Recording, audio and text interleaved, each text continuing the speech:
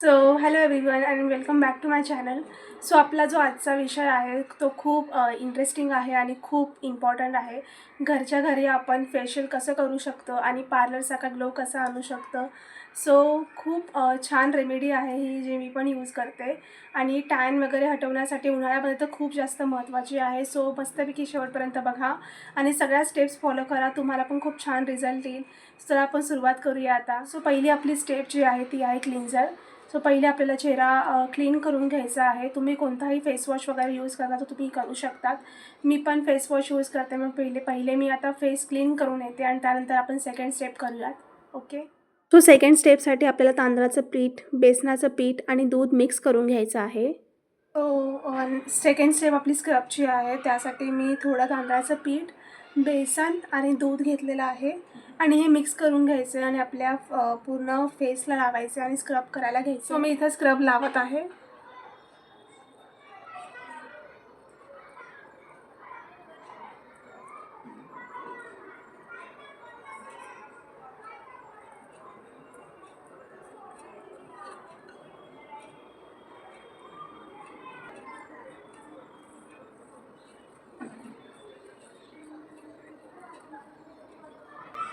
So मी लावलेलं आहे, हे बघू शकतात. आणि मी ॲक्च्युली तुम्ही नेकला पण लावू शकतात, पण मी लावत नाही आहे कारण की मला जरा इन्फेक्शन झालं इथे. त्यामुळे मी इथे काहीच लावू शकत नाही आहे कारण की इथे डॉक्टरची ट्रीटमेंट चालू आहे. त्यामुळे तुम्ही पूर्ण नेकला वगैरे लावू शकतात. सो मी सध्यापुरते तर नाही लावू शकत. सो नंतर आता आपल्याला अशा प्रकारे व्यवस्थित छान आपली जी स्किन आहे ती छान स्क्रब करून घ्यायची आहे, मॉलिश करायची आहे.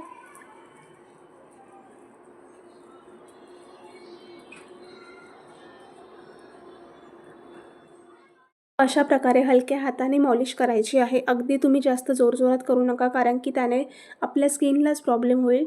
सो अशा हलक्या हाताने हळूहळू मस्तपैकी मॉलिश करा कारण की जे पोर्स आहे ते ओपन होतील आणि त्यातली घाण वगैरे सगळी निघून जाईल.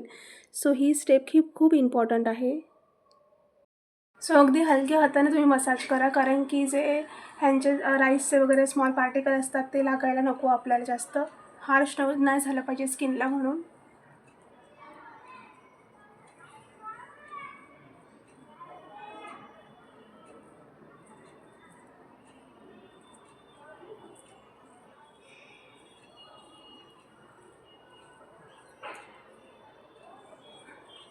वीकली हे फेशियल केलं तर अतिउत्तम. आणि जर काही लोकं 2-2, 3-3 महिन्यानंतर पार्लरमध्ये करत असतील, पण तरी वीकली फेशियल केलं हे तर खरंच अतिउत्तम आहे. चेहऱ्यावर छान ग्लो पण राहतो आणि राईस वॉटर तर खूप जास्त, किंवा राईसचं हे मास्क वगैरे स्किनला तर खूप जास्त इम्पॉर्टंट आहे. सो आता आपण फेस क्लीन करूयात. तुमच्याकडे जर कॉटन पॅड असतील, माझ्याकडे कॉटन पॅड आहे, कॉटन पॅडने मी क्लीन करते. आणि नसतील तर तुम्ही फेस पुन्हा पाण्याने वॉश करा आणि पुन्हा या. आता मी कॉटन पॅडने वॉश करते, थोडं फेस पुसून घेते. आपण तिसरी जी नेक्स्ट आपली इम्पॉर्टंट जी आपली मेथड आहे किंवा इम्पॉर्टंट स्टेप आहे ते तुम्हाला दाखवणार आहे. सो बघा तुम्ही पण. बघू शकतात की मी चेहरा क्लीन करण्यासाठी कॉटन पॅडचा यूज केलेला आहे. जर कोणाकडे कॉटन पॅड नसतील तर तुम्ही नॉर्मल आपला असा पाण्याने पण चेहरा धुवू शकतात. मी इथे कॉटन पॅड यूज केलेला आहे आणि हलक्या आणि हळू हाताने ह्या गोष्टी करायच्या आहेत कारण की ऑलरेडी आपण स्क्रब करून आपली स्किन नाजूक झालेली असते. सो सावकाश हाताने करा.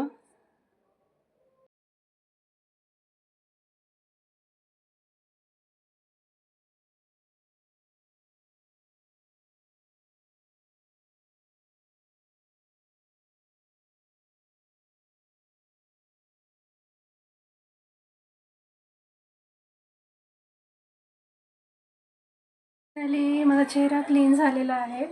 आता जी आपली नेक्स्ट स्टेप आहे ती खूप इम्पॉर्टंट आहे. सो ती स्टेप आपण आता फॉलो करूयात.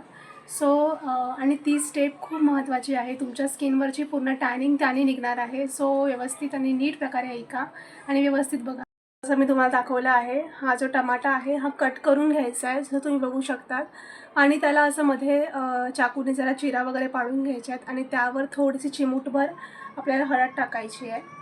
ओके, हळद टाकायची आहे आणि ह्याने आपल्याला आपल्या फेसवर व्यवस्थित प्रकारे रब करायचं आहे. अगदी हलक्या हाताने रब करायचं आहे. आणि टॉमॅटो असल्यामुळे आपल्या स्किनवरची जी टॅनिंग वगैरे आहे ती निघण्यामध्ये टॅमॅटो आणि हळदीचा खूप जास्त फायदा आहे. सो मी हे करते आणि तुम्ही पण नक्की करा. आणि ही आपली थर्ड आणि खूप जास्त इम्पॉर्टंट स्टेप आहे. सो मी ट्राय करते आता.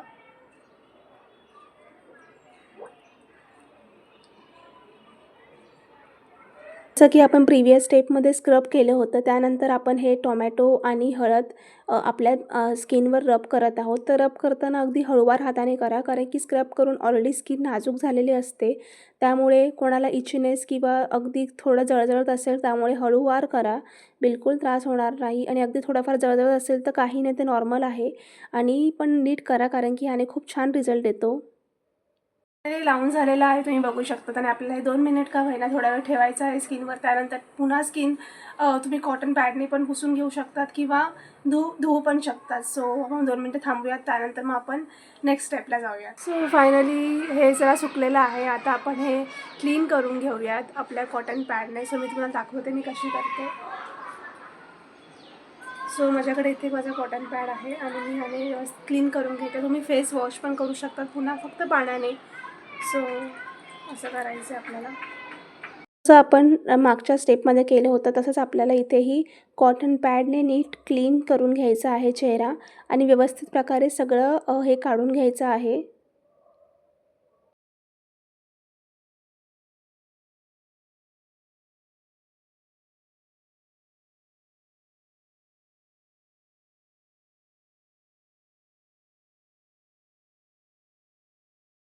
सो आता आपल्या 3 स्टेप झालेल्या आहेत आणि 4th स्टेप बाकी आहे. ती म्हणजे आहे शेवटची स्टेप आणि आपल्या तिकडे हे फेस मास्क करायचा आहे. सो असा कोणता फेस मास्क मी बनवते जो लास्ट स्टेपला मी यूज करते आणि त्याने खूप छान अशी टॅनिंग जाते आणि स्किन पण आपली चांगली ग्लो होणार आहे. सो तुम्हाला पण दाखवते. सो चला बघूयात आपण आता. हे आपण घेतलेलं आहे तांदळाचं पीठ, देन बेसन पीठ आणि देन मुलतानी माती पण घेतलेली आहे आपण इथे. आणि पुढे आपण घेत आहोत बीटरूट पावडर. ह्या गोष्टी मस्तपैकी एकजीव करून घ्या आणि सोबत त्याला तुम्ही रोज वॉटर प्लस जर ॲलोवेरा जेल टाकायचं असेल तर तुम्ही तेही टाकू शकतात. आणि त्यानंतर मस्तपैकी एकजीव करून घ्या. जर कोणाला दही टाकायचे असेल तर आरामात तुम्ही टाकू शकतात. आणि हे एकजीव मिश्रणात आपल्याला आपल्या चेहऱ्याला लावायचं आहे. सो फायनली आपला फेस मास्क रेडी झालेला आहे आणि ह्यामध्ये मी यूज केलेला आहे मुलतानी माती, तांदळाचं पीठ, बेसनाचं पीठ आणि बीटरूट पावडर. जर तुमच्याकडे बीटरूट पावडर नसेल तर तुम्ही साध्या बीटचा जो ज्यूस असतो तो पण टाकू शकतात किंवा अगदी तेही नसेल तर हे 3 इन्ग्रेडियंट्स जरी असले, थोडंसं तुम्ही हळद पण मिक्स करायची असेल तुम्ही करू शकतात. पण आपण प्रिव्हियस स्टेपमध्ये केलं होतं म्हणून मी ह्यात हळद मिक्स नाही केली. आणि त्यानंतर तुम्ही दही पण मिक्स करू शकतात. मी ह्यात रोज वॉटर मिक्स केलेलं आहे. सो आता आपण हे फेसला लावूयात ॲज अ फेस मास्क म्हणून. आणि आपल्याला हे ठेवायचं आहे 10 मिनटं किंवा 10 ते 15 मिनटं तुम्ही ठेवू शकतात. सो आता मी सुरुवात करते लावायला. फेस मास्क ठेवताना त्याची कन्सिस्टन्सी ही थोडी थिकच ठेवा, त्यामुळे तो व्यवस्थित प्रकारे लागतो आणि व्यवस्थित तुमच्या पूर्ण फेसला आणि नेकला लावून घ्या. मला थोडा मेडिकल इश्यू असल्यामुळे मी नेकला लावला नाही, पण तुम्ही नक्की लावू शकतात. आपला जो फेस मास्क आहे तो ऑलरेडी सुकवायला आलेला आहे आणि ऑलमोस्ट 10 ते 15 मिनटं झालेले आहेत. सो मी आता जरा फेस क्लीन करून येते आणि तुम्हाला दाखवते की आपला रिझल्ट कसा आहे. ओके, फायनली मी माझा फेस वॉश करून आलेली आहे आणि खरंच खूप छान असा रिझल्ट आलेला आहे. सो तुम्ही पण ही रेमेडी नक्की फॉलो करा आणि व्यवस्थित खूप छान प्रकारे याचा रिझल्ट येतो. आणि मला तरी खूप जास्त आवडते, कारण की मी स्किनला आणि फेसला ऑलमोस्ट घरगुतीच सगळं यूज करते, होम रेमेडीज सगळं यूज करते. सो मला तर खूप छान रिझल्ट येतो ह्याचा दरवेळेस. तुम्ही पण ट्राय करा आणि मला कमेंट सेक्शनमध्ये तुम्ही नक्की सांगा की तुम्हाला कसा रिझल्ट आला. तोपर्यंत आपण पुढच्या व्हिडिओमध्ये भेटूया. तोपर्यंत बाय बाय.